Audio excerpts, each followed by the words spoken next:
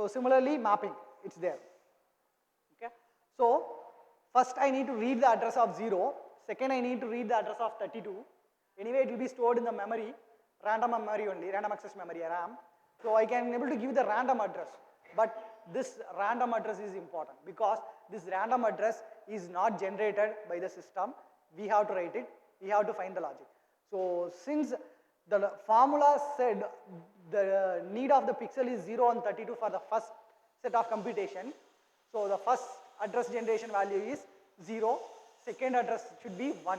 But normally in any system when we have a clock, the clock count will start from 0 to n, 0, 1, 2, 3, 4, 5 or else with some step size 0, 2, 4, 6 like that, or else 0 into 2, sorry 1 into 2, 2 into 2, 4 into 2 like that, multiples it will go.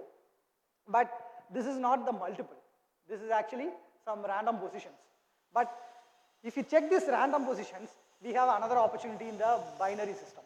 So if you write these numbers in the binary and if you observe this random positions, actually it's not random, it has a one flow and it has behind one algorithm. What is that algorithm in the sense? My count initially 0, 0, 0, 0, 0, 0. This is actually 0, it's correct?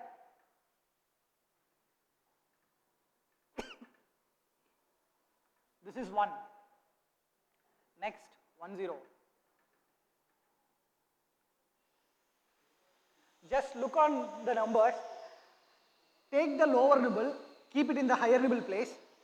Take the higher nibble, keep it in the lower nibble place. So I will get the result as, this is actually 8. Similarly, for the 2, if you keep, this is actually 16. Okay? So the normal counter, it will produce 0, 1, 2, 3, 4, 5 count as it is, but don't read the values as it is. Keep the higher nibble in the lower nibble place, lower nibble in the higher nibble place, you will directly get this value 0, 8, 16, 24, 32 in this order. Huh? This is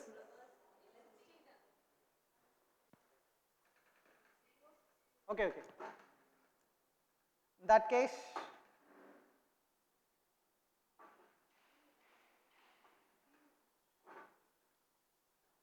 we can divide this.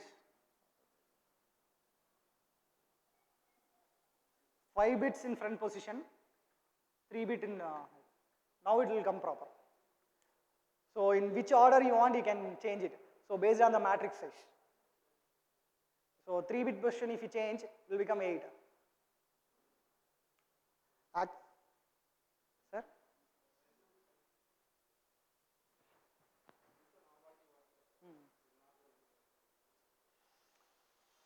But it's a binary property, sir. Just I took it. Actually, this is not a new thing. This is a binary property. Binary number has many other properties. Out of it, this is also one of the property. So when we change the nibble, that means nibbles or the bits in some position, we'll get some other GP or AP. That means geometric progression or arithmetic progression. So if you keep on look, actually this is kind of a GP and AP combinations, geometric and arithmetic progressions. So in the binary number, it has a property. Previously they didn't use it. Anyway, the property is there, we used it here, that's it.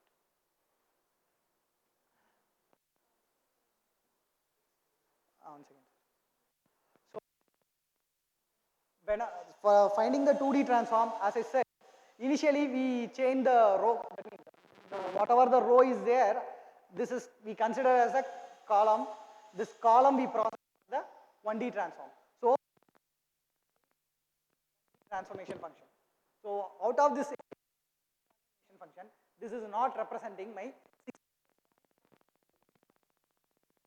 2D transformation function. Whatever the result I get, again I have to inverse it back. So the result will stored in 0, 8, 16, 24, 32, 40, 48, 56 in this position. Whatever I have to write the result in the column wise. In the column wise, again I have to do the transform for the row. The row value means 0, 1. This is the result value. Okay. So whatever the result you are having, again with the result, one more row column transpose you have to do. With that result, the row functions you have to do the 1D transform. So second time of 1D transform. So these two 1D transform is combinedly called as 2D. Whenever we apply a function, we are just moving another dimension. But here we are applying the transformation function 2 times. So first time when I apply, I move on to first dimension. When I apply for the second time, I move on to the second dimension. That's what it's called it as a 2D transform. So similarly, third, fourth became based on the splitting. Since we split the elements as 8, 8, 8, it was grouped into 2D. In case we can group into 4, 8, 4.